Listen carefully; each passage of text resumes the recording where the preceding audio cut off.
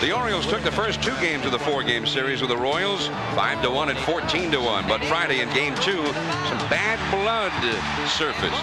Steve Crawford hitting Brady Anderson, both benches emptying, and Frank Robinson having a few words with Kevin Seitzer. Then last night, the Royals busted loose. Mike McFarland with his first ever Major League Grand Slam. And Danny Chartable hit 2 more homers. He and the Royals knocked the Orioles right out of the park.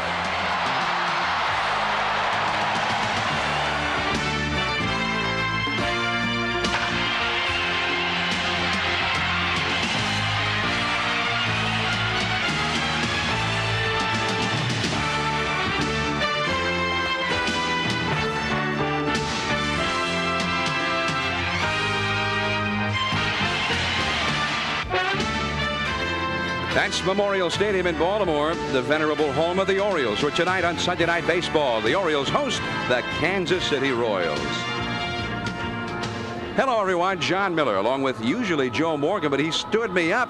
He found a better date up in Cooperstown, New York with Jim Palmer. They're going to be inducted into the Hall of Fame tomorrow after getting rained out up there today. Our best to them. With me, Ray Knight, great ball player for many years, and 1 year with the Orioles, in fact.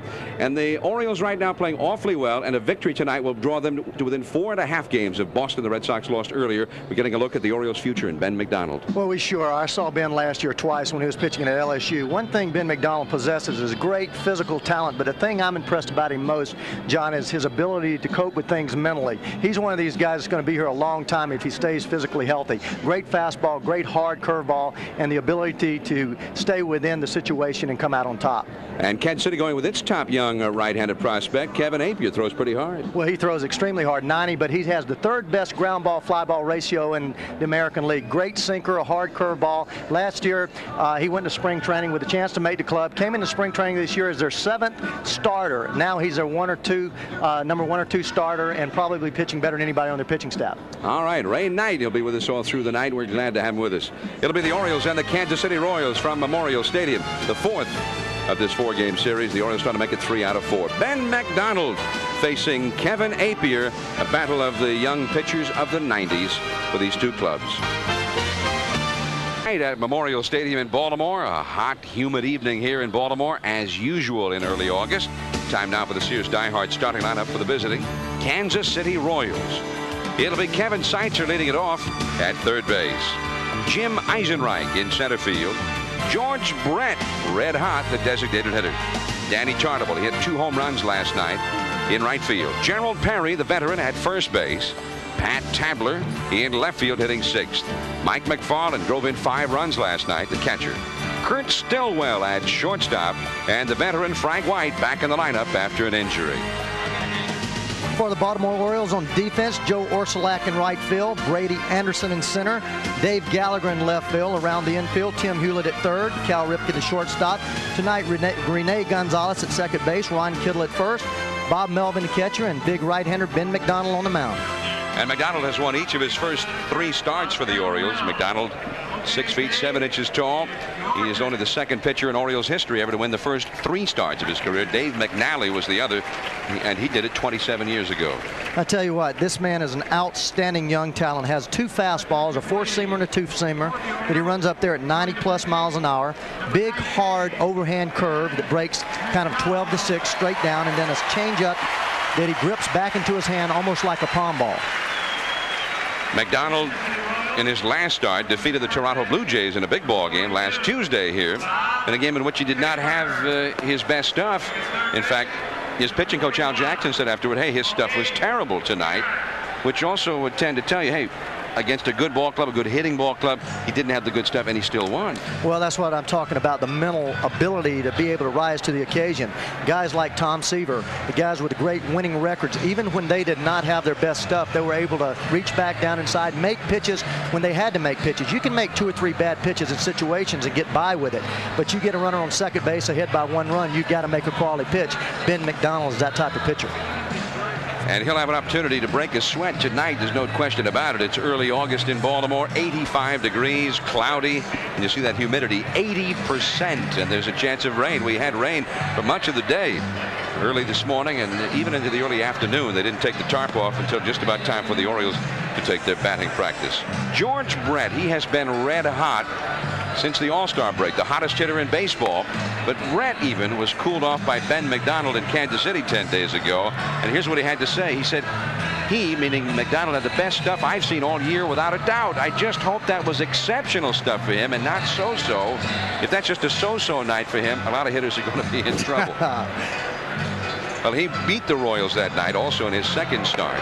And of course, he was the first-round draft choice and a very accomplished looking pitcher. I know you saw him many times when he was at LSU. He decided to forego his senior year there. He was one of the heroes of the U.S. Olympic baseball team in 1988.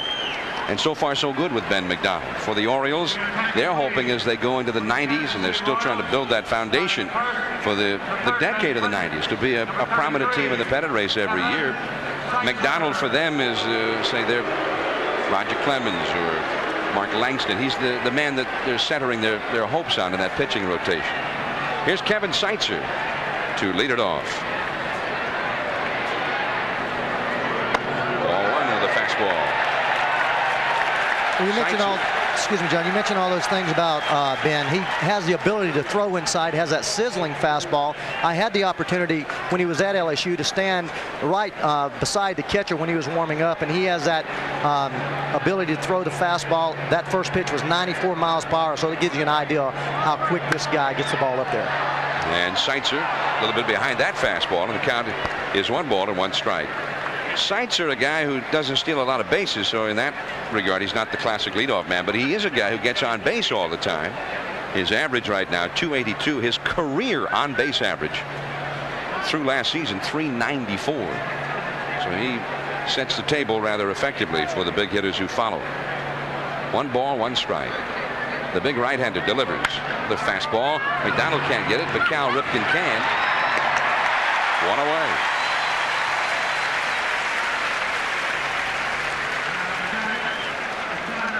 So we'll get a look now at Jim Eisenreich, the number 2 place hitter. Now you saw McDonald make an effort for that ball, even though he was having to kind of reverse his field and go after it after he'd come down off the mound. And if there's anything hit around that mound tonight, he'll go after it. He moves very well out there.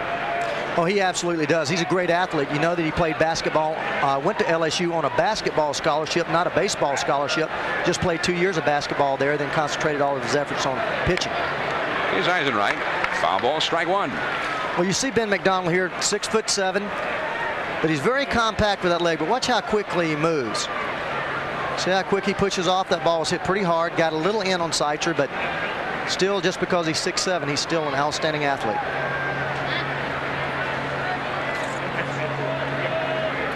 This is the 1-strike pitch. And a little bit low. 1-1 strike. When McDonald first came to the Orioles, he threw, in addition to that fastball, he threw a slider, the curveball, the changeup, and a split-fingered fastball. The Orioles had him junk the split-fingered fastball and the slider. So, hey, you don't need all those pitches right now. Perfect those 3. That's the curve. Yep, and that's a nasty curveball. Tremendous rotation. When George Brett talks about stuff, he's talking about number 1, velocity, 2, movement, and then 3, rotation and break of the curveball. And this man has all 3 of those. Great velocity, great movement, and outstanding rotation, hard rotation on that breaking ball. Now the 1-2 pitch on the way. There's a curve that's low. 2-2. The other night against the Blue Jays, he had no curveball.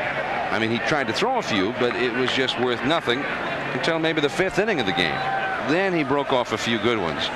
But he was able to get by against that ball club with McGriff and Bell and Fernandez and all of those sluggers, Gruber, and he won the ball game. The only game in that series the Orioles won. He struck him out with a high, hard one. First strikeout for McDonald. Eisenreich is gone. Well, you saw 94-mile-an-hour fastball. And one thing you can't do when a guy throws this hard is swing at the pitch above the belt. Here's a fastball above the belt, out of way with great movement away, and Eisenreich just has no chance. He tries to catch up with this fastball. That's one thing you do is you cheat a little bit. You tend to swing at balls out of the strike zone when a guy throws that hard. Cheat a little bit. You mean you start a little early? Absolutely. You start your hands or you shift your weight on the back part, your back leg, in order to get the bat out front quicker. Now George Brett. Brett hit .388 in the month of July. He's the American League Player of the Month. There's a curveball. Strike one. Brett had a long hitting streak going after the All-Star break, and McDonald was the man who ended it back on July 27th. You see how George has really begun to heat up the second half of the year. And he had 18 doubles just in the month of July. Very high. 1 ball, 1 strike. He had a home run last night. George Brett had 6 homers, 18 doubles, 24 RBIs. You name it, he did it in the month of July. He truly, even at his age, is a guy who can carry a ball club, and he did. Well, early in the year, John, I was really concerned about George Brett. I mentioned cheating when you start your hands a little early, or you shift your weight back on your backside in order to get that bat barrel started a little sooner. That usually happens when either a guy's throwing 94, 95, or you get a little older, 34, 35 years old, and you start fouling pitches off that usually you hit.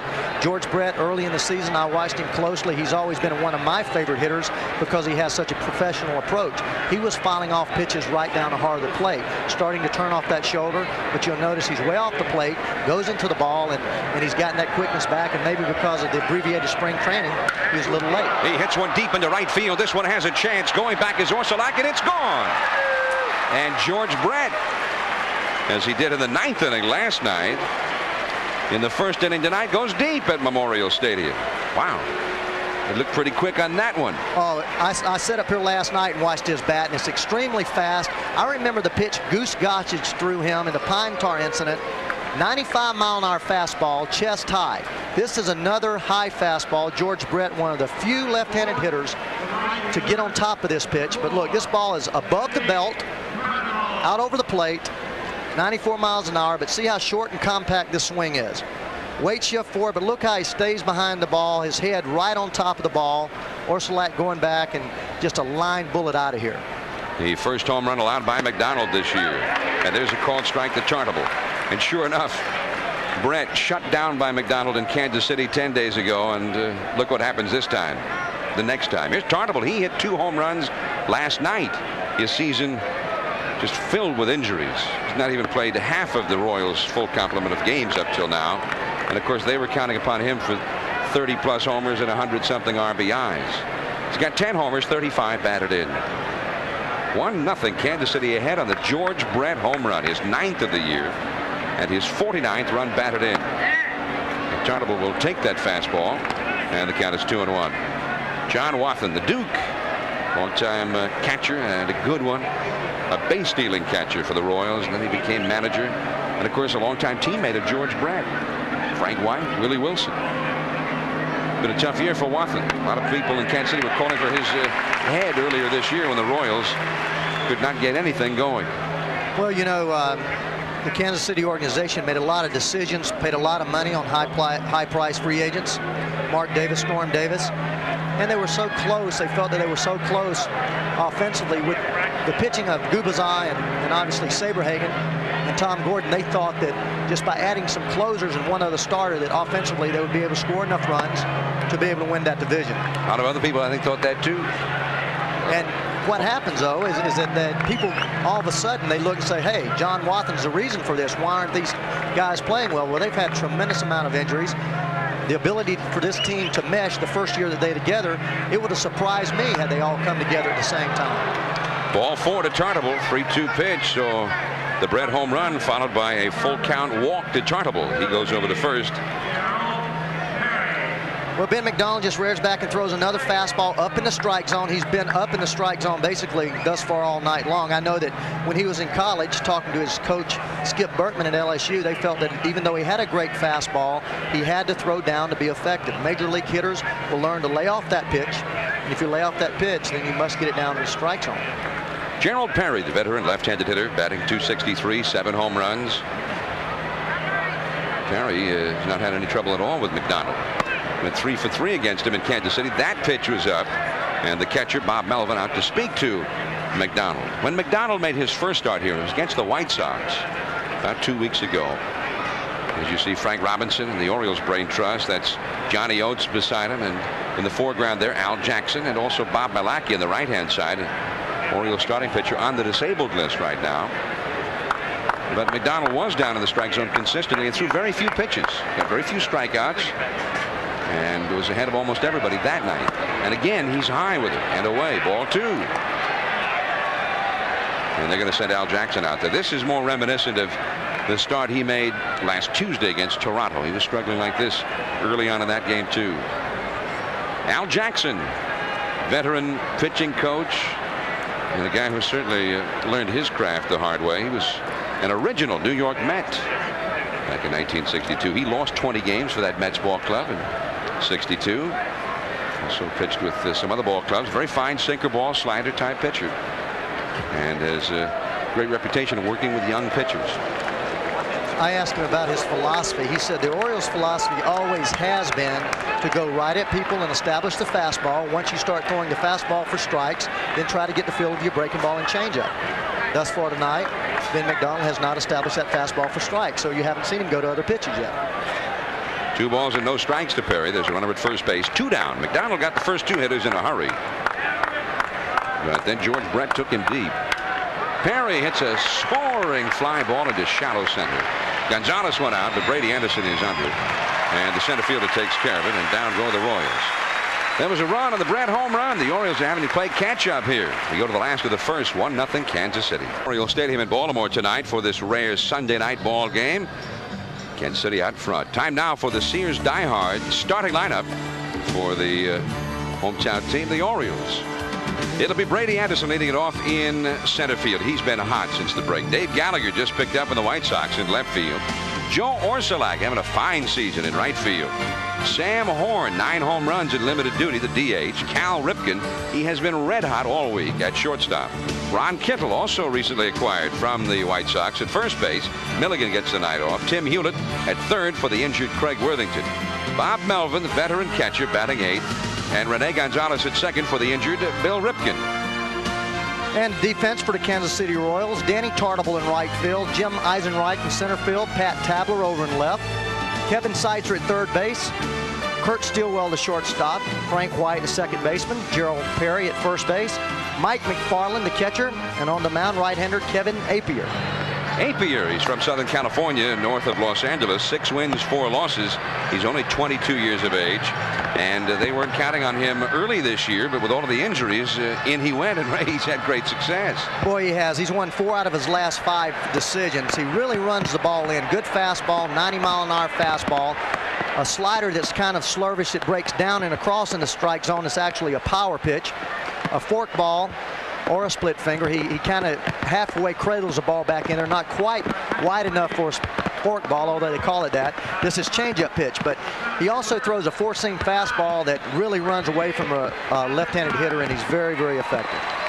There's the plate umpire, Vic Voltaggio, and right now they're talking about asking the grounds crew or talking about whether they should ask the grounds crew to bring the tarp out. The showers are forecast, so there's nothing at this point in the forecast that would indicate a heavy rain settling in over Baltimore for a long period of time. So I think at this point they're just going to hope that the rain will pass shortly. There's ball 1 from Apier to Brady Anderson. Brady hitting .298. He's been struggling the last few days. But since the All-Star break, he's been red hot. And Brady asking for timeout, and he wants to go back to the dugout or toward the on-deck circle, and maybe to get some pine tar, right, or just to dry off the bat. Well, a lot of times that pine tar will get slick if you don't put enough rosin on it. So you put pine tar and you tap it with rosin, and that gives you that grip. Well, the rain is already pretty well eased up. Just a light sprinkle now. It was heavy there for a few moments.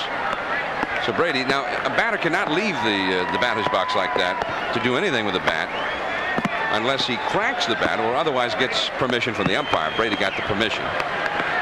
1 ball and no strikes. That's a called strike on the outside.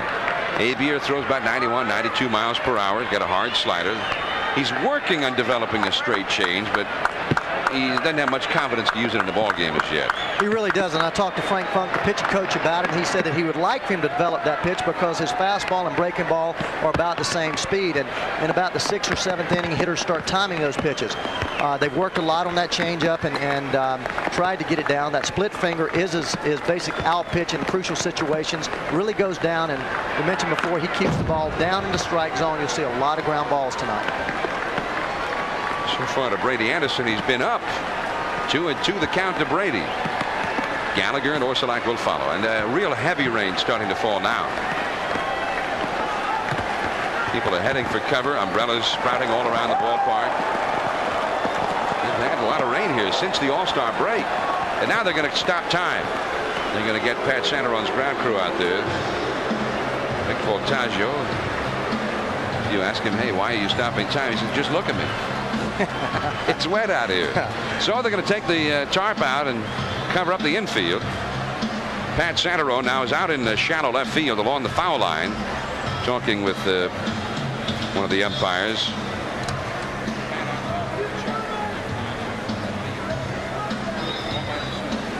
There's Pat Santaron underneath the umbrella with Dale Ford.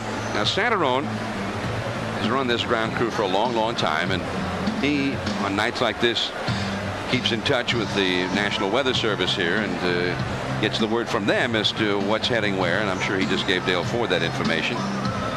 So we're in a rain delay here. 1-0 Kansas City out in front, and the Orioles with their first batter up when the rains came at 8:25.